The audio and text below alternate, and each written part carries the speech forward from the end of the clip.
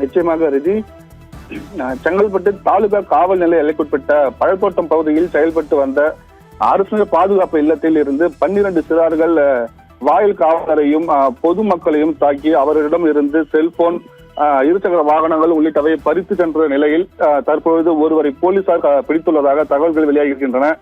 குறிப்பாக செங்கல்பட்டு அடுத்த ஆத்தூர் பழத்தோட்டம் பகுதியில் அரசினர் பாதுகாப்பு பயிற்சி நிலையமானது செயல்பட்டு வருகிறது. இங்கு 18 வயதுக்கு கீழ் குற்றச்சம்பவங்களில் ஈடுபட்ட நபர்களில் 18 வயது முதல் 21 வயது வரை உள்ளவர்களுக்கு பேக்கரி தொழில் உள்ளிட்ட பயிற்சிகள் வழங்கப்பட்டு வருகின்றன.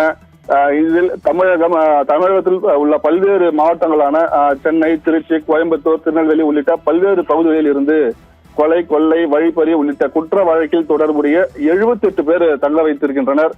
இந்த நிலையில் நேற்று இரவு தொலைக்காட்சி பார்த்துக் கொண்டிருந்த பொழுது இரு தரப்பினர்களுக்கும் இடையே ஏற்பட்ட மோதலில் அவரை தடுக்க சென்ற வாயில் காவலரை தாக்கி அவரிடமிருந்து செல்போன் மற்றும் அறையின் சாவியை பறித்து கொண்ட 12 பேர் கொண்ட கும்பல் வெளியே வந்த நிலையில் சாலையில் சென்ற பொதுமக்களையும் மிரட்டி அவர்களிடம் இருந்து 3 இருசக்கர வாகனங்களையும் செல்போன்களையும் பணம் உள்ளிட்டவை பறித்து அங்கிருந்து தப்பி ஓடிய நிலையில நேற்று இரவு முதல் செங்கல்பட்டு மாவட்ட போலீசார் தீவிர தேடுதல் வேட்டையில் ஈடுபட்டு வருகின்றனர். இந்த நிலையில் தற்போது சென்னை உள்ளிட்ட பல்வேறு பகுதிகளில் போலீசார் தீவிரமாக தேடி வரும் நிலையில் சென்னை KK நகர் பகுதியில் இருந்து ஆகாஷ் என்கிற சிறுவனை மட்டும் தற்போது கைது செய்துள்ளதாக தகவல்களும் வெளியாகியிருக்கின்றன. மேலும் தப்பியோடிய 11 பேரையும் தேடும் பணியில் போலீசார் தீவிரமாக ஈடுபட்டு வருகின்றனர்.